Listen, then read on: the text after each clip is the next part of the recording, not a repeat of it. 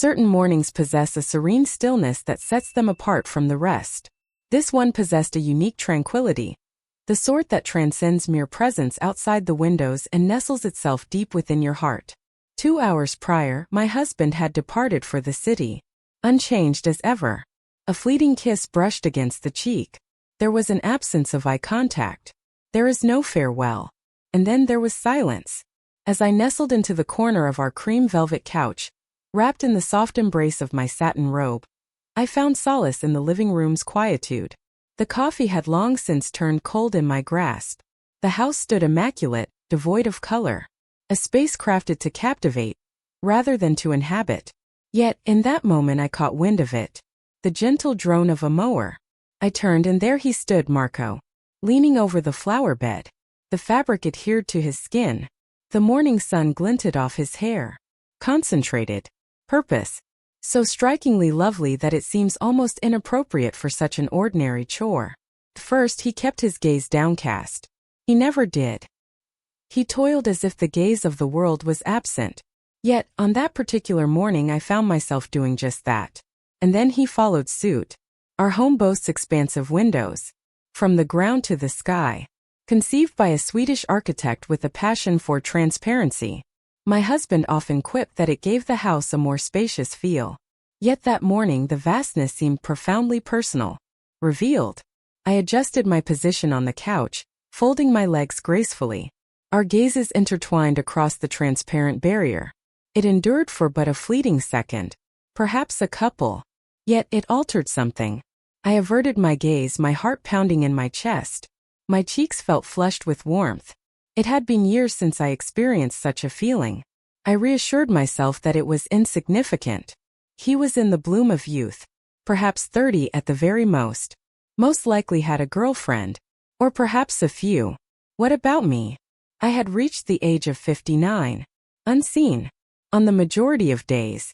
Yet that evening I found myself captivated by my reflection, spending more time in front of the mirror than I typically would. I gently swept my hair aside. Apply the lotion. Select a robe adorned with a touch of lace. Perhaps some whimsical notions. Yet they found themselves drawn to the act of remembrance. As if emerging from slumber. By 7:30 the following morning, I found myself already settled in the living room. The curtains are pulled aside. Freshly brewed coffee. The robe draped just shy of modesty. And just as expected, he made his entrance. For once it was he who caught sight of me first. He maintained his gaze. I did not either. I feigned engagement with the pages before me. He feigned the act of weeding. Yet, an unspoken understanding lingered between us. A new chapter had begun. It is not a dialogue. Not a single word. Merely a thread. Slender. Mute. Yet undeniably powerful. As I savored my coffee, a thought crossed my mind. He is merely the gardener. And I'm merely a woman encased in glass. Yet, why does it seem as though he is the sole person who has truly recognized my existence in ages? He approached with intent the following day. Not in a single moment. In no manner that would have caught the attention of another. Yet I did. In a departure from his usual routine of beginning at the yard's edge, Marco chose to start his trimming near the side of the house, right by the windows. Near my side.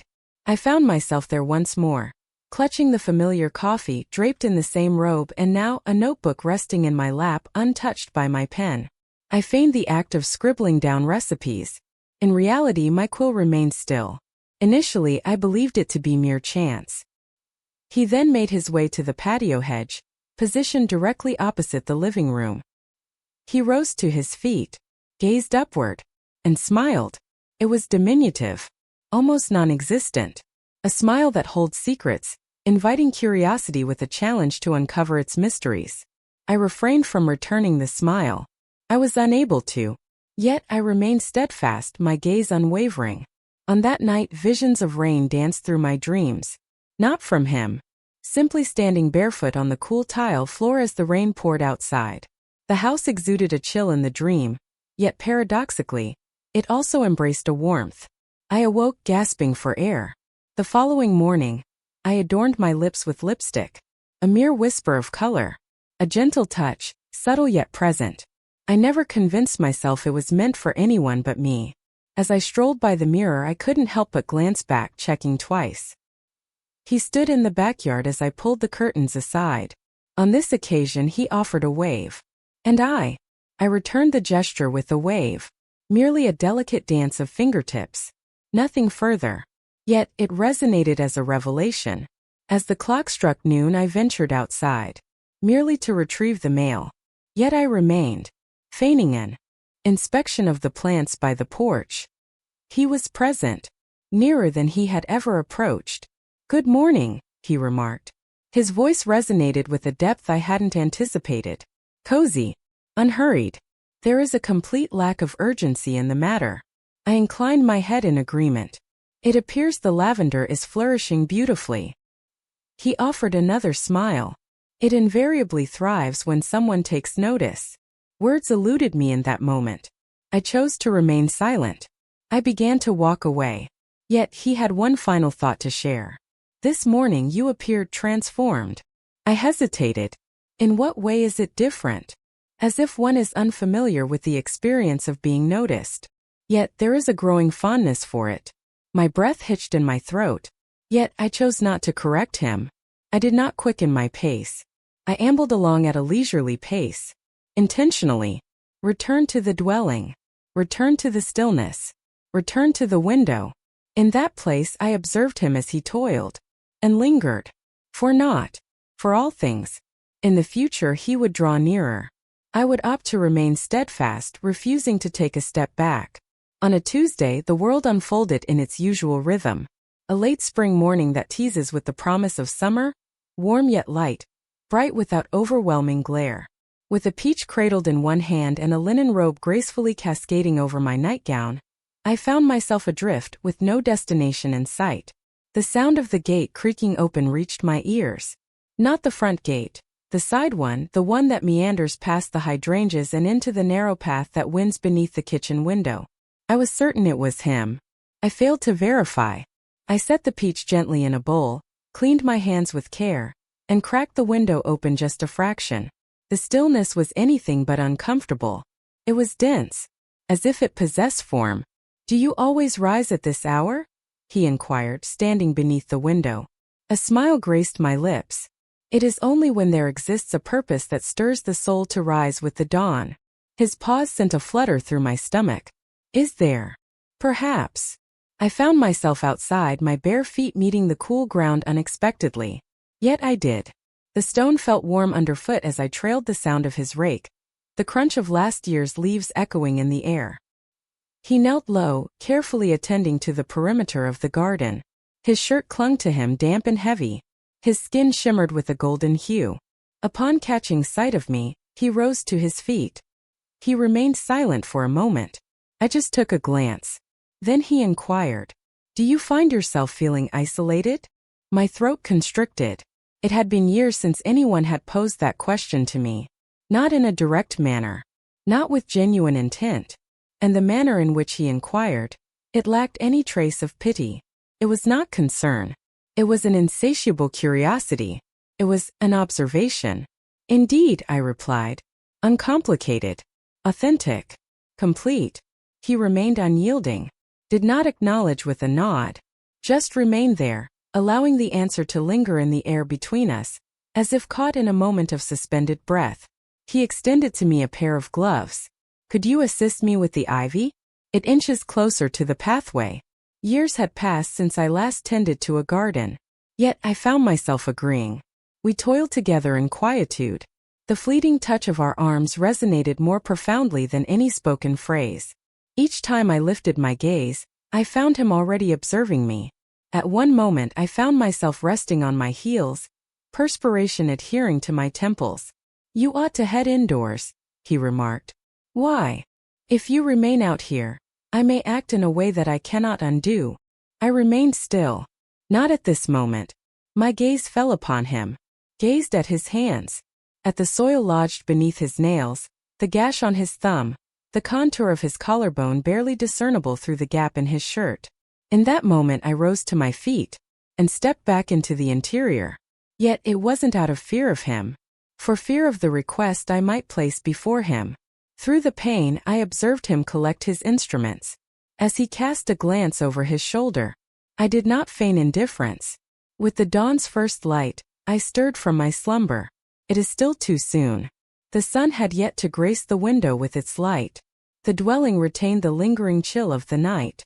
I rose regardless, cinched my robe more snugly, brewed my coffee and settled in to wait. 7:15. Silence. 7:40. Silence lingers. At 8 o'clock I found myself pacing. The gate remained closed. Silence envelopes the gravel, untouched by footsteps. Silence reigns, devoid of the trimmer's hum. Not a single shadow graces the lawn. Only tranquility. My stomach churned. I convinced myself that he was occupied with another job. Yet another dwelling. I was being utterly absurd. Yet, as the clock struck 9 o'clock, I found myself seated in the car. I found myself adrift, uncertain of my destination. A memory surfaced from our conversation the previous week. He had mentioned a nearby nursery renowned for its exquisite jasmine. I made my way there by car. He was not. I inquired of the young woman at the counter whether she was familiar with a gardener by the name of Marco. Her smile came too readily. Marco Rivera? Lofty, reserved? Indeed, he occasionally purchases soil from us. What is the reason behind this? I remained silent. I departed. I traversed the neighborhood. I passed by the other houses he cared for. He searched for his truck. His form. The blue cap he perpetually donned. Silence reigns. By the time the clock struck noon, I found myself back within the familiar walls of my home. Yet he remained unchanged. That afternoon, I lingered by the window more than I typically would. Long enough for the sun to change its position. Prolonged to the point of feeling absurd. 3:12 I surrendered. Drawn the curtains shut. Entered the bedroom. Reclined, draped in my robe. Lingering in a state of an unnamed something that eluded my grasp. Could it have been rejection? Regret? Or perhaps something more profound? An ache of unfulfilled longing. At 5:47 it reached my ears. The side gate emitted a soft creak. Then came the footsteps. Then his voice, whispering gently with a hint of trepidation. Elaine. I remained silent. I descended the hallway with deliberate slowness, my feet bare against the cool floor once more. The door creaked open beneath my touch. He lingered, his shirt clinging to him with perspiration, hat grasped tightly, gaze probing the surroundings. I apologize, he uttered. My truck refused to awaken from its slumber. I found myself without your number. Relief washed over me and I felt the urge to weep. Yet I refrained. Instead I inquired, will you be joining us inside?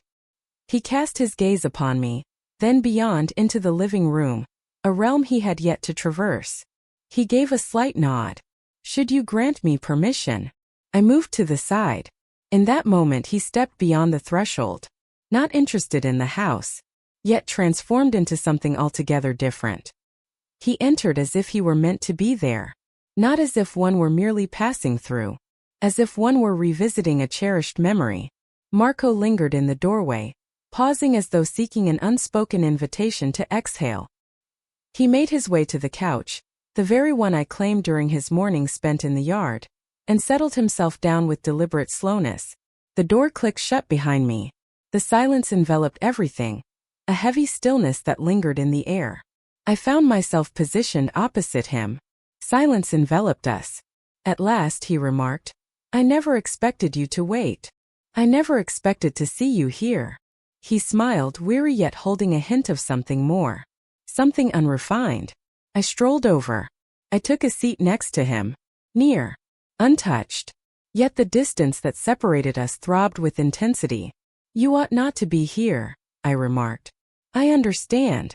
Yet, I find myself wishing you would stay. He pivoted his gaze. In that case, please refrain from requesting it. He extended his hand toward mine. I allowed him to proceed. It was not yet a kiss. Our fingers intertwined, a warm and intentional connection.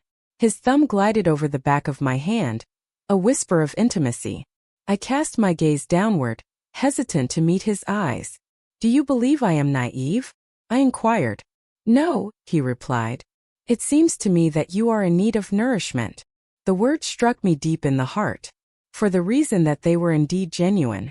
A deep hunger gnawed at me, not intended for consumption, not for intimacy, for an alternative, something more subdued, increasingly perilous, to be observed, caressed softly, kept in suspense, never inquired about the hour when dinner would grace the table.